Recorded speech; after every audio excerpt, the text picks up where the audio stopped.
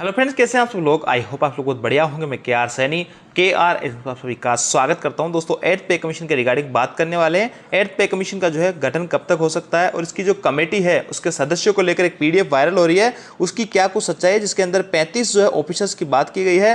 तो क्या ये 8th पे कमीशन के अंदर ऑफिसर रहने वाले हैं, क्या 8th पे कमीशन की जो कमेटी है उसके सदस्य रहने वाले हैं। साथ ही क्या दिवाली से पहले आपको डबल खुशखबरी मिलेगी, एक तो 8th पे कमीशन को लेकर और दूसरा जो है डीए ओडीआर को लेकर। ऐसी काफी सारी खबरें आपने देखी होगी कि डीए ओडीआर का आपको इस महीने एरियर मिल जाएगा, अनाउंसमेंट तब तक हो जाएगा और दिवाली से पहले आपको डीए ओडीआर का भुगतान कर दिया जाएगा। बोनस आपको 46,800 रुपये मिलेंगे। कई सारी चीजें हैं, आपके जो डाउट्स हैं उनको इस वीडियो में मैं क्लियर करने वाला हूं। रेलवे का जो बोनस है 17,951 मिलेगा या फिर जो 18,000 के हिसाब से 46,800 रुपये का भुगतान इस बार किया जाएगा। फिटमेंट फैक्टर कितना हो सकता है, सैलरी कितनी आप लोगों की बढ़ सकती है, सबकी रिगार्डिंग बात करने वाले हैं। तो सबसे पहले वो पीडीएफ देख लेते हैं जिसको काफी सारे ग्रुप्स में यहाँ पे शेयर किया जा रहा है। देखिए दोस्तों, सबसे पहले मैं आपको बता देता हूँ कि डीओपीटी जो है वो यहाँ पे 8th पे कमीशन के रिगार्डिंग सदस्य जो है उनका अस्थायी रूप से यहाँ पे नोटिफिकेशन वगैरह निकालता है कि हम डेपुटेशन पे यहाँ पे सदस्य चाहिए। तो यहाँ पे पहले 35 मेंबर्स की निकाला था। अब देखिए ये जो है 4 सदस्यों के भी रिसेंटली आपके 3 जुलाई को निकाला गया, 3 जुलाई 2025 को। तो ऐसे में 8th पे कमीशन के जो सदस्य होते हैं वो ऑफिसर्स वगैरह होते हैं, कर्मचारी वगैरह होते हैं भारत सरकार के, उन्हीं को डेपुटेशन पे यहाँ पे लिया जाता है। 8th पे कमीशन का वो काम करते हैं, गठन का सारा कुछ काम करते हैं, उसके बाद में उनके मूल विभाग में उनको भेज दिया जाता है। तो एक पीडीएफ जो है वो वायरल हो रही है, क्या वो कमेटी के सदस्य रहने वाले हैं 8th पे कमीशन के। चलिए वो पीडीएफ मैं आपको दिखा देता हूँ।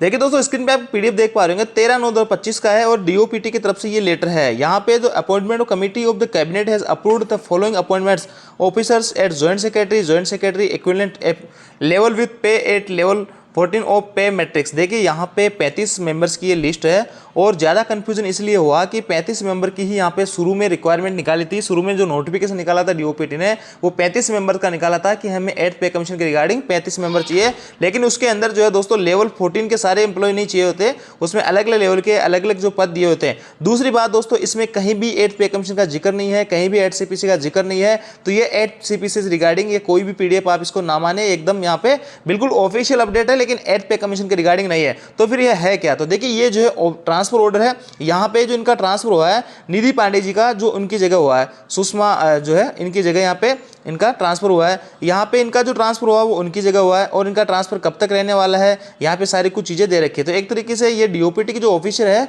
उनका ट्रांसफर ऑर्डर है, ट्रांसफर लेटर है। यहाँ पे 35 ऑफिसर जो है अलग अलग कैटेगरी के, उनका यहाँ पे ट्रांसफर ऑर्डर है, एक दूसरे विभाग में उनको यहाँ पे भेजा गया है। तो 8th पे कमीशन से रिगार्डिंग ये कोई भी अपडेट नहीं है, इसको आप ज्यादा फॉरवर्ड ना करें। काफी सारे ग्रुप में मेरे को भी कई सारे दोस्तों ने टेलीग्राम व्हाट्सएप पे इसको शेयर किया, काफी ग्रुप्स में शेयर हो रहा है। तो इसको आप एकदम 8th पे कमीशन की रिगार्डिंग इसमें कुछ भी नहीं है, ये ओनली ट्रांसफर ऑर्डर है। तो इसको ज्यादा वायरल ना करें इसको, और ये आपका ट्रांसफर ऑर्डर यहाँ पे रहने वाला है। अब मैं दोस्तों बात कर लेता हूँ कि आखिर चल क्या रहा है 8th पे कमीशन को लेकर। देखिए दोस्तों, अलग अलग न्यूज़पेपर आपने देखा होगा कि इतनी सैलरी आपकी बढ़ने वाली है, इतना फिटमेंट फैक्टर आपका रहने वाला है। तो देखिए सीधी सीधी मैं बात करूं, जितना एकदम फैक्ट लग रहा है मेरे को, वो आपका 1.82 से 1.92 के बीच जो आपका फिटमेंट फैक्टर रह सकता है। और मोस्ट प्रोबेबली चांसेस है कि 1.92 आपको फिटमेंट फैक्टर मिले। और फिटमेंट फैक्टर जो मिलता है दोस्तों वो आपके बेसिक और डीए को मिलाने के बाद में उसके ऊपर एक सरकार की तरफ से इंक्रीमेंट दिया जाता है, उसके बाद में आपका निकल के आता है फिटमेंट फैक्टर। देखिए मैं आपको थोड़ा सा कैलकुलेशन करके बताता हूँ। जैसे मान लो किसी का जो है बेसिक यहाँ पे 100 रुपये है और आपका डीए जो है 1 जनवरी तक यहाँ पे 60% पहुंच जाएगा। चलिए मैं एक स्लाइड ले लेता हूं, उसके ऊपर आपको समझाता हूं। देखिए दोस्तों, होता क्या है, आपका 1 जनवरी 2026 से आपका पे कमीशन लगना है, तब तक आपका अभी जो डीए और डीआर 55% चल रहा है, 3% का 1 जुलाई से इसका अनाउंसमेंट जल्दी होने वाला है इसी महीने में।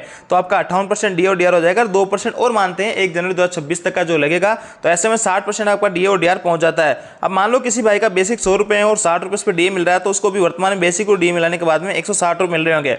अब सरकार की तरफ से यहाँ पे एक इंक्रीमेंट दिया जाता है पे कमीशन के अंदर। तो इस बार अगर सरकार पिछले पे कमीशन में यहाँ पे 14.2 का जो है इंक्रीमेंट दिया था, यानी इसको बढ़ा दिया था।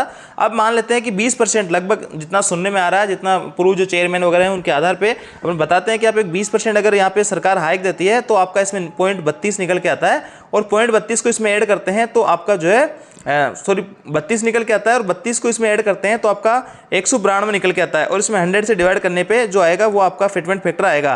तो आपको अच्छे से समझ में आएगा होगा, बेसिक और डीए को जोड़ेंगे, यहाँ पे 60 और 160 हो गया, इस पे 20% बढ़ाएंगे तो यहाँ पे 20% हो गया, इन दोनों को ऐड करेंगे तो 192 हो गया। अब इसमें 100 से डिवाइड कर देंगे तो 1.92 जो निकल के आया, ये है फिटमेंट फैक्टर। तो 1.92 जितना भी फिटमेंट फैक्टर है, ये आपकी जितनी बेसिक है, किसी भाई की 18,000 है, जैसे कि न्यूनतम बेसिक अभी ग्रुप डी वालों की 18,000 है, तो उसको इसको 18,000 को 1.92 से मल्टीप्लाई कर देंगे तो 35,000 के करीब आपकी नई बेसिक यहाँ पे रहने वाली होगी। और लेवल 1 की न्यूनतम जो बेसिक रहेगी वो 35,000 रहेगी। डी आपका यहाँ पे 0 हो जाएगा और डी आपका फिर से शुरू है 0 से बढ़ना स्टार्ट होगा। और किसी भाई का मान लो 40,000 बेसिक है, किसी का 35,000 है, तो सब लोग 1.92 से मल्टीप्लाई कर लेंगे, इतना आपका नया बेसिक हो जाएगा। अब नए बेसिक जो आपकी अच्छी खासी अमाउंट हो जाएगी, अब आपका जो डीए बढ़ेगा दोबारा से वो आपकी नई बेसिक बढ़ेगा जो कि मोटी बेसिक है, अच्छा खासा डीए बढ़ेगा। एचआरए वगैरह जो भी बढ़ते हैं जो आपके बेसिक पे डिपेंड करते हैं, ओटीटीए सबकी रेट बढ़ जाएगी। तो ऐसे में यहाँ पे अच्छा खासा एड पे कमीशन के अंदर फायदा होने वाला है। कोई कहता है कि 3.86 का फिटमेंट फैक्टर मिलेगा जो कि बिल्कुल फेक है, या 2.86 का मिलेगा, ये भी बिल्कुल फेक है। कहीं भी से भी ये जो जायज़ नहीं लग रहा है, क्योंकि इनको यहाँ तक बढ़ाने में सरकार को 200-300% तक यहाँ पे हाइक देना पड़ेगा जो कि पॉसिबल नहीं है। तो ऐसे में दोस्तों आप एकदम माइंड क्लियर रखिएगा, आपका 1.82 से 1.92 मोस्ट प्रोबेबली यहाँ पे चांसेस रहने वाले हैं। अगर 1.92 मिलता है तो भी आपको अच्छा खासा सैलरी में 20-25% का हाइक यहाँ पे देखने को अच्छा एकदम से मिल जाएगा।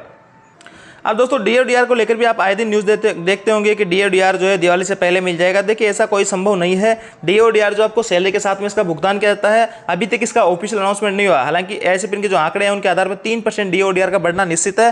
तो ऐसे में इसका अनाउंसमेंट इसी महीने होने वाला है सितंबर में, और अक्टूबर की सैलरी में 3 महीने के एरियर के साथ में जुलाई अगस्त सितंबर का 3 महीने का एरियर, और अक्टूबर में एज पर रूल लग आपको मिल जाएगा। तो ऐसी किसी भी जो खबर है फेक, इनको साथ ना दे, इनको किसी भी टाइप से वायरल ना करे। किसी टाइप का डीओडीआर आपको इस महीने नहीं मिलने वाला है। दिवाली से कोई डीओडीआर आपको भुगतान नहीं किया जाएगा।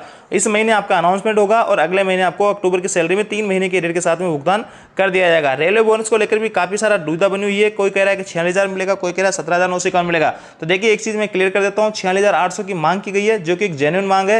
हालांकि सारे कुछ भत्ते वगैरह मिल रहे हैं 7 सीपीसी के आधार पर, तो ये बोनस जो मिल रहा है ये भी 7 सीपीसी के आधार मिलना चाहिए, लेकिन इसको दिया जा रहा है यहाँ पे 6 सीपीसी, जिसका कि बेसिक 7,000 रुपये माल के 78 दिन का यहाँ पे भुगतान किया जा रहा है, जो कि 17,951 रुपये होता है। हालांकि मांग यहाँ पे जेन्युइन है, लेकिन सरकार की तरफ से अभी तक कोई भी एक्शन यहाँ पे नहीं लिया गया है। शिव गोपाल मिश्रा जी है एआरएफ के जो महासचिव वगैरह है, मंत्री वगैरह सब डिमांड कर रहे हैं, सभी यूनियन वगैरह डिमांड कर रही है, लेकिन अभी तक यहाँ पे कोई ऑफिशियल डाटा नहीं है। तो ऑफिशियल डाटा जब तक नहीं होते ये मान के चलिए कि 17,951 आपका यहाँ पे इस बार भी बोनस रहने वाला है। 8वां वेतन आयोग जब लागू हो जाएगा, जब जरूर आपका ये बोनस वगैरह बढ़ने वाला है, तब तो कम से कम 7 सीपीसी के आधार पर अगर लगाएंगे तो 46,800 का भुगतान आपको देखने को मिलेगा। तो ये थी दोस्तों अपडेट, यहाँ से आपको क्लियरली समझ में आएगा क्या कुछ चल रहा है। और एड पे कमीशन की जो कमेटी का गठन को लेकर है, अभी तक कोई भी ऑफिशियल अपडेट इस पर नहीं निकल के आ रहा है। जैसे कोई अपडेट निकल के आता है आप सभी लोगों के साथ में साझा करेंगे। और दोस्तों अभी एड पे कमीशन में अभी इतना डिले हो गया, तो और इसमें डिले होने वाला है। 1 जनवरी 2026 से ये जो है लागू होता संभव नजर नहीं आ रहा है। अगर डिले होता है इसमें तो आपको सभी का एरियर का भुगतान आपको इसका कर दिया जाएगा। हालांकि जो टीए और एचआरए वगैरह का एरियर पिछले पे कमीशन नहीं किया गया था, तो इसका भी नुकसान आपको इस बार उठाना पड़ सकता है। तो ऐसे में पे कमीशन का आपको डिले हो सकता है, 2026 के लास्ट या 2027 के फर्स्ट तक ये जा सकता है, जैसे कि यहाँ पे संभावना में नजर आ रहा है। तो ये थी दोस्तों अपडेट। आप जानकारी आपको अच्छी लगेगी, वीडियो को लाइक कीजिए, दोस्तों के साथ शेयर जरूर करें। Thank you.